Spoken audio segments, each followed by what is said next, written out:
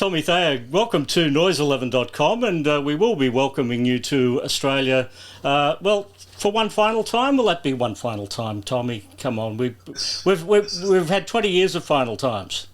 Well, I know, and I can't, I'm not, I can't answer for all that, but I can only tell you that this is legitimately the end of the road world tour, and these are legitimately the last shows that we will ever do in Australia, the band as it is today. So if you haven't got a ticket, and I know a lot of it's already sold out, you better grab those last few tickets, because this is your last shot there, Australia, and last chance to see the greatest show, greatest rock and roll band that has ever lived. And how about that? Do I sound biased or what?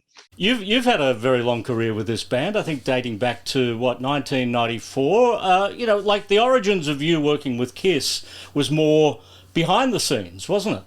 Well, it really was, although I've been a big fan my whole life almost. I mean, I was there when Kiss's first album came out. I was a fan of the band right from the very beginning. And then, of course, when Black and Blue, my band, back in the 80s, toured as an opening act for Kiss. Somehow we got on that tour, and I got to know these guys, and it all evolved. And Gene became our producer. Then Gene asked me to come write with them, and I wrote songs on Hot in the Shade. And it just goes on. And then I got involved behind the scenes to begin with, like you said, in the early 90s, because Black and Blue had run its course, and I needed a job. And these guys were, it was great that they gave me the opportunity to come work for them. And I worked behind the scenes, for the first few years, and did a lot of different things. And then ironically, things came full circle, and I became the guitar player about 20 years ago.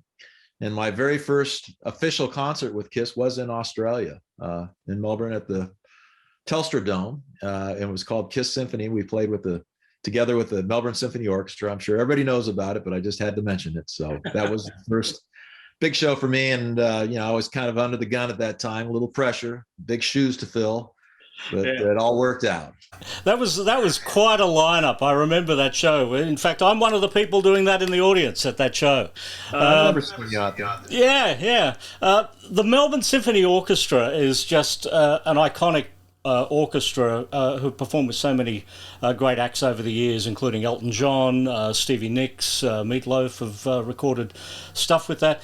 For you as a rock musician, suddenly being one of dozens in an orchestra, do you get lost in that, or does it empower you more?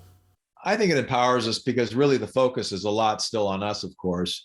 And it was just this amazing experience. I mean, here we were in Melbourne for a whole week and a half, going down to the symphony orchestra's rehearsal place, and going in there every day. And it was just, to play with the strings and 80 pieces like that was something that it just makes your skin tingle. And I grew up playing in band in school. I played saxophone, so I was in the concert band, and so I was exposed to a bit of that kind of stuff, reading charts. And not that we were doing that, but with Kiss, but just being in that environment was really overwhelming. And I really enjoyed it. And it was a great experience. And then, of course, when we did the show, all 80 pieces, they were all great sports, and they all put Kiss makeup on. And it was something, that was something to see and something to hear. Absolutely. And to think that you went from the guy that worked for Kiss in the early 90s to, by the time of Sonic Boom, co-writing 3 songs on that album, lead vocals when lightning strikes. And then we get to Monster as well, another song out of this world, another Tommy Thayer vocal. Do those songs ever get played? Not really. They're good songs. The problem is, honestly, that it's not just because it was out of this world or a song I'm singing. It's just the songs on Sonic Boom and Monster, great records, but it's hard to get those tunes into the set, because a lot of people don't really know them, to be honest with you. And they want to hear Shout It Out Loud. They want to hear Detroit Rock City and Beth and Rock and Roll Night. So by the time you list all those songs that are like, must play, you've got about 90% of the set right there. So, and then you fill in with some other cool stuff, like whatever it may be, we're doing Tears Are Falling or Crazy Nights or whatever it is, but stuff like out of this world that just unfortunately doesn't get into that 20 song, prime list that we're playing. So, but they're great songs, and we had, those are two albums that we're really, really proud of, and they're really great songs. And it's just maybe at some point they'll get played, but it's just hard to get everything in there. And starting with those songs, it's difficult. Well, what about after Kiss? Will you, like with it, will you get the old band back together? Will you have a new band? Will you put those songs in the set for something that you do in the future after Kiss? I'd like to say yes, but I've thought about it. I really don't know if I'll play in any other bands after this. I mean, when you're in Kiss for 20 years, that's like that's the holy grail. It's like, where are you going to go from there? And I don't think that that's what I'm going to do. People have asked, what are you going to do? And I've got some ideas, and there's different things. I mean, I'll probably be involved in music or entertainment biz on some level, maybe even Kiss to some extent, because Kiss is not going to go away. I mean, the brand and the music and the imagery, there's going to be things going on, but not the touring. But maybe I'll be involved in that on some level. And, I've got delving into the wine business a little bit now, and I've got some animation projects that I'm helping develop. So, there's some different interesting things going on, but I'm not exactly sure what I'm going to be doing most of the time yet. But right now I'm just focusing on this. Yeah. Well, it's great that you had an Australian connection with the Melbourne Symphony Orchestra. It's great that your first time performing with Kiss was in Melbourne, but you also have another Australian connection, playing on the Jimmy Barnes for the Working Class Man album. Yeah, how about that? That's pretty impressive. And a lot of people don't realize that, but I played with Jimmy Barnes back in the 80s on one of his records. And, I didn't realize what a big, how big Jimmy Barnes was at the time. This was Black and Blue days, and John Colodner, who was our A&R guy at Geffen Records, he calls me one day and he goes, "Hey, you want to come play guitar and do some session work with Jimmy Barnes?" I'm like, "Well, okay, cool." I didn't really know. I get down to the studio. This is in LA, and it's like Mick Fleetwood on drums, Billy Brunette on guitar, and the keyboard player and the bass player from Little Feat. And I'm like, holy crap, what am I doing here? I'm just this unknown kid from Black and Blue. And anyway, I didn't realize what I was even getting myself into. And certainly after some time's gone by now, I understand what it was. But at the time I didn't have a clue. I was just down there trying to play some guitar parts and stuff. And but yeah, Jimmy Barnes, what a legend. Yeah, the songs itself, written by Jonathan Cain and Neil Schon from Journey. There was obviously a lot of respect. I was surprised that Jimmy never broke in America in any sort of way. Yeah, I really said, he's like the Bruce Springsteen of Australia or something. I go, really? Wow. I'm glad to be a part of it. So anyway, I'd like to see him again. Hey, Jimmy, if you see this, come see us at one of our shows here coming up. I'd love to see you again. Oh, get Jimmy in the makeup. That'd be impressive. Put the makeup on. I'm sure he'd just love to do that. Yeah. You do a lot of charity work as well, and it was wonderful reading about the work you do for the Children's Hospital in Los Angeles. How long has that been going on for you? Well, I started with that on these signature amplifiers that I endorsed with Hughes and Kentner. It's a German amp company that made my amps for probably 15 years now, and all the royalties go to the Children's Hospital Los Angeles. And I like helping out where I can and helping different organizations or people that need help or support on different issues. And so I've been doing a lot of different things over the years. We have a family foundation, the Thayer Family Foundation, up in Oregon now, that we're doing work for homeless veterans up there. And we do scholarship funds down in La Quinta, California, the Arnold Palmer Education Fund I'm involved with. And I've been on the board of trustees at Pacific University in Portland for about 15 years, which is unusual. Can you believe a rock guitar player is on a college board?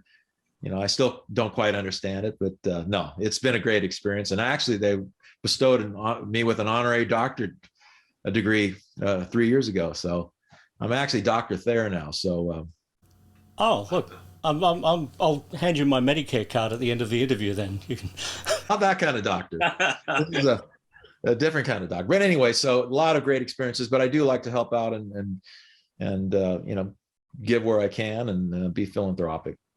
And your father was this amazing person, Brigadier General James B. Thayer Sr., who has a military museum Is that named after him, or is there a wing? How does that work? The idea, but then my dad passed sadly about 3 years ago, and we decided no, we'll just keep it.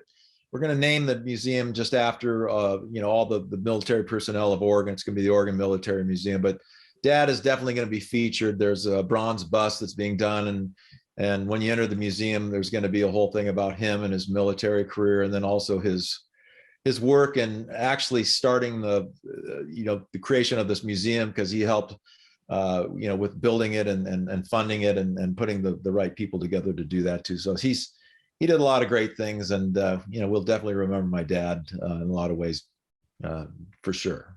Mm-hmm. Will there be more Black and Blue shows? Well, I don't know. Black and Blue continues. I'm not in the band, as you know. They have two other guitar players that are really great guitar players now, and they're doing occasional shows. They were on the Kiss cruise last year with us, and I got up and played with them a little bit, and so they're doing their thing. And Jamie and I just put out a thing. We found 5 songs that were stowed away in a storage. The 5 songs that we had written and recorded, and they were really great. So we put a CD out recently called Thayer St. James, The Lost Tapes, with 5 songs. It was kind of just post Black and Blue, but that's kind of cool. And but I'm not actually playing with Black and Blue, obviously, and they still are out there doing things, and we stay in touch, and I talk to those guys a lot. Why hasn't there ever been a Tommy Thayer solo album? Well, I don't know. That's a good question. And, these days, I don't know if people are really interested that much in buying music now, to be honest with you. I mean, we're not, Kiss isn't doing records. Nobody's really doing records because the business has changed so much that, it's all about streaming, and it's hard to sell records these days, and people aren't really buying music, sadly. It's just not happening. So it kind of disincentivizes you to spend a lot of time writing, recording albums and doing that, even though it's fun and it's cool to go through that creative process. But it's just, I don't know if it really makes sense, Aside from Sonic Boom and Monster, are there leftover tracks that will maybe be compiled together for a rarities record? Not really. I think when we recorded those albums, we decided on the songs. We didn't record a lot of extra songs or anything, so there's really not stuff that's left over as far as from those sessions go. Well, we look forward to these final shows, and they may or may not be. Like, we live in hope, Tommy. As long as you're living, breathing, there could always be the possibility of something else.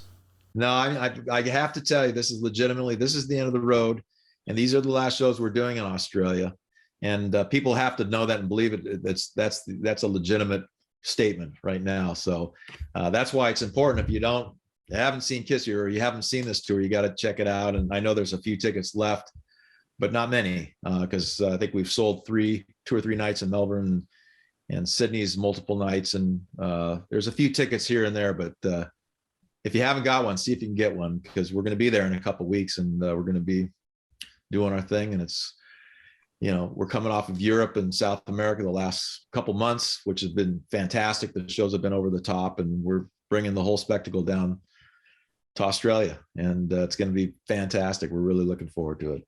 And looking forward to seeing you again live too. Thank you, Tommy. All right. Well, you take care, Paul. Get that, finish your coffee. I might go have a glass of wine now and relax. I wish I was joining you. Well, just wait a few hours. All the best. All right. You take care. Thank you. See you soon. Bye-bye. Okay. Bye.